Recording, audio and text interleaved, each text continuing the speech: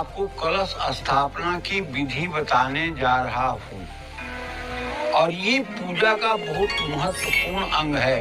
अगर आपने इसको सही से फॉलो कर लिया तो आप विश्वास करिए, जिसकी शुरुआत अच्छी होती है उसका अंत भी अच्छा होता है, और जिसकी शुरुआत अच्छी नहीं होती है उसका अंत भी दुखद होता है। इसलिए कलश क्यों रखा जाता है, कलश का क्या महत्व है, ये भी मैं आपको बताऊंगा। कलशस्य मुखे विष्णु कंठे रुद्र समाश्रिता कुक्षौ तु सागरा सप्त सप्तद्वीप वसुंधरा। कलश के मुख में विष्णु जी भगवान का वास होता है और कलश के कंठ में भगवान शिव का वास होता है। इसके मूल में श्री हरि विष्णु ब्रह्मा के साथ ब्रह्मदेव भी निवास करते हैं। कलश के बीच में दैवी शक्तियां निवास करती हैं। कलश में दिक्पाल देवता, सातों धूप, सातों समुद्र, सभी नक्षत्र, ग्रह, कुल पर्वत, गंगा जैसी पवित्र नदियां, चारों वेद निवास करते हैं। कलश में भरा जल क्रोध, मोह, माया और घृणा जैसी बुरी भावनाओं से हमें दूर रखता है। कलश को मंगल कामनाओं, शुभता और सुरक्षा का प्रतीक माना गया है। कलश स्थापना के लिए तांबे पीतल का कलश शुभ माना जाता है। अगर कांसे और पीतल का कलश नहीं है तो मिट्टी का कलश भी उत्तम है।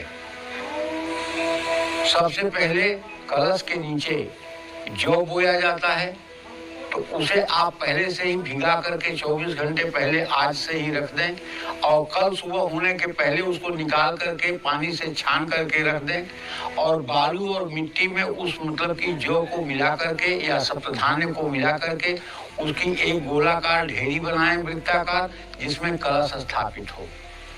ठीक है, तो रोज अगर आप पूजा के समय जरा सा उस पर जल का छिड़काव करते रहेंगे तो ये खेतड़ी जो है बहुत अच्छे से उगेगी और ये आपके अनुष्ठान के फल का संकेत करेगी। जौ के ऊपर मिट्टी की परत डालें। अब कलश के कंठ पर कलावा बांधे, कलश के ऊपर कुमकुम से स्वास्तिक का चिन्ह बनाएं। कलश में शुद्ध जल, गंगा जल ऊपर तक भरे। कलश में साबुत सुपारी, दुर्वा, फूल, इत्र, पंचरत्न और तांबे का सिक्का डालें। लोहे वाला सिक्का बिल्कुल मत डालिएगा, तांबे का एक सिक्का डालिएगा। अगर तांबे का सिक्का न हो तो तांबे का एक छोटा सा टुकड़ा ही डाल दीजिएगा।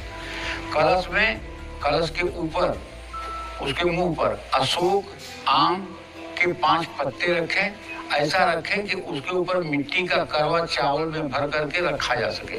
कलश का मुख ढक्कन से बंद करके आप रखें। अब आगे बताऊंगा कि उसके बाद क्या करना है, कैसे नारियल रखना है, कैसे आगे का विधान है, ये भी बताऊंगा। बहुत ध्यान से देखिएगा। जय मां विंध्यवासिनी।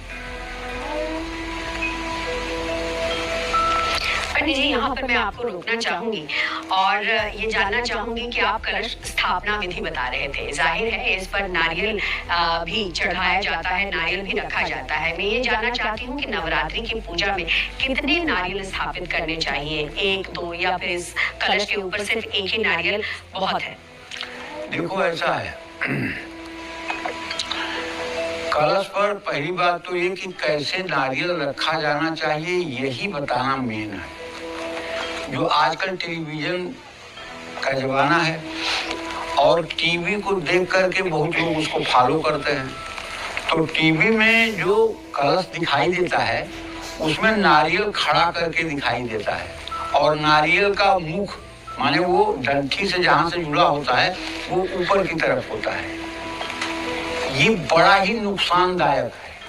अगर आप टीवी देख करके उस तरह से अपने घर में नारियल स्थापित कर रहे हैं तो आप दुश्मनों को निमंत्रण दे रहे हैं। इसके बारे में हमारा शास्त्र कहता है, अधोमुखम शत्रु विवर्धनाय ऊर्ध्वस्य वस्त्रम बहुरोग वृद्धि प्राची मुखम वित्त विनाशनाय तस्मात् शुभम सम्मुख नारिकेलम। यानी कलश पर रखा हुआ नारियल का मुंह अगर नीचे की तरफ होगा, मुंह का मतलब ये समझ लीजिए कि जहाँ वो पेड़ से जुड़ता है जहाँ पेड़ से जुड़ता है, जिसको काटने के बाद नारियल और पेड़ अलग होते हैं, वो मुख है। और नीचे का जो चौकोर भाग है वो उसकी नीचे का भाग है। तो जो उसका ऊपरी हिस्सा है जो औसतन पतला होता है, वो नारियल का मुख नीचे की तरफ होगा तो शत्रु बढ़ेंगे। नारियल का मुख अगर ऊपर की तरफ होगा, जैसे टीवी में दिखाते हैं आए दिन कलश पर उसी तरह का दिखाया जाता है, तो उससे क्या होगा, ऊपर की तरफ अगर होगा तो रोग बढ़ेगा। और नारियल का मुंह अगर देवताओं की तरफ पूर्व तरफ होगा तो क्या होगा, धन का नाश होगा। इसलिए नारियल की स्थापना